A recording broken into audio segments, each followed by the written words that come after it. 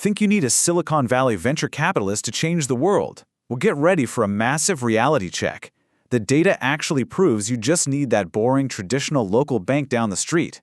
Welcome to this explainer. Today, we're completely tearing apart the romanticized myth of innovation. So let's dive right in. When we hear the word innovation, what do we usually picture? Usually it's some genius coding in a garage, right? Or maybe a visionary launching a flashy new app. It's an incredibly sexy idea, but the cold, hard numbers tell a wildly different story. The true engine of innovation, it's far more mundane than you'd ever guess. Seriously, throw out the flashy pitch decks. The real driving force of industrial upgrading is actually the totally mundane, everyday local bank branch handling basic deposits and loans. I know, it sounds completely anti-common sense, but stick with me here. Section 1. The bank's true superpower. Let's look at a massive academic study of Italian firms from the 1990s. Researchers uncovered this hidden pipeline that's just fascinating. Here's exactly how it works. Step 1, a new bank opens up right near your factory. Step 2, because they are geographically close, the bank's cost to monitor your business just plummets. Step 3, credit gets cheap. Small businesses finally get their hands on some life-saving cash. And the final step, they take that cash, buy the latest machines, and aggressively upgrade their hardware. Section 2, anti-common sense, process over product. Now brace yourself for a massive slap to common sense. We all assume funding means inventing some wild new gadget, right? Wrong. Banks are actually terrified of new products. The numbers just do not lie here. When bank branches multiply, process innovation, meaning upgrading an existing factory line, absolutely explodes. But launching new products, that impact is flat on the ground, zero.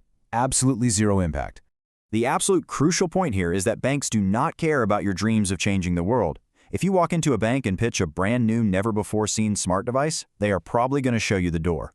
But if you tell them you want to buy a German robot to assemble those devices 3 times faster, they'll wire the cash immediately. Banks fund the process. They never fund the product. Section 3. Who benefits the most? So, you might be wondering, who exactly is grabbing all this cash to furiously upgrade their processes? Is it the massive monopolies? Nope, the biggest winners are actually the little guys. We're talking small, highly vulnerable firms.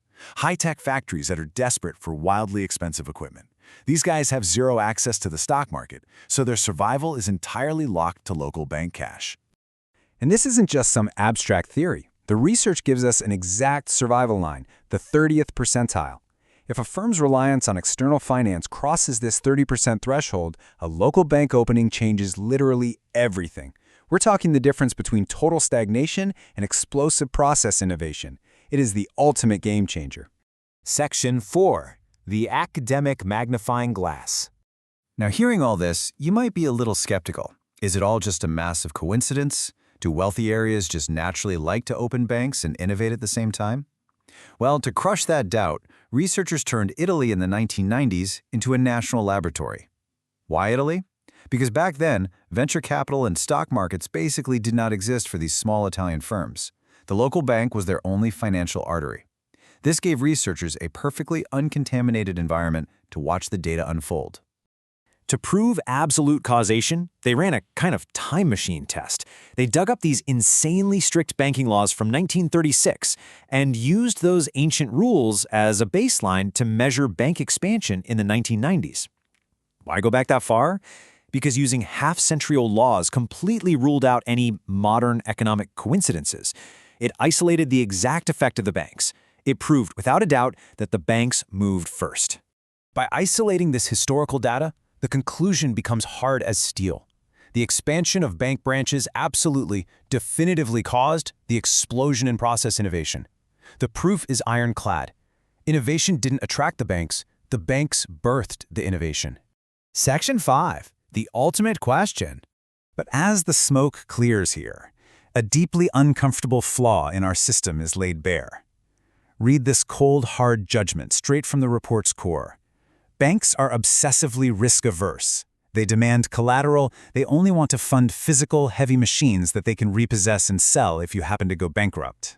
As for unpredictable, disruptive new products, the bank completely abandons the dreamers. And this brings us to the provocative truth you need to walk away with today. If the primary artery of our local economy refuses to fund new products out of pure caution, if our traditional banks only fund boring process upgrades, then who exactly is going to finance the disruptive future? That is a huge warning with no easy answer, and it's exactly where we leave you today. Thanks for joining this explainer. Keep questioning.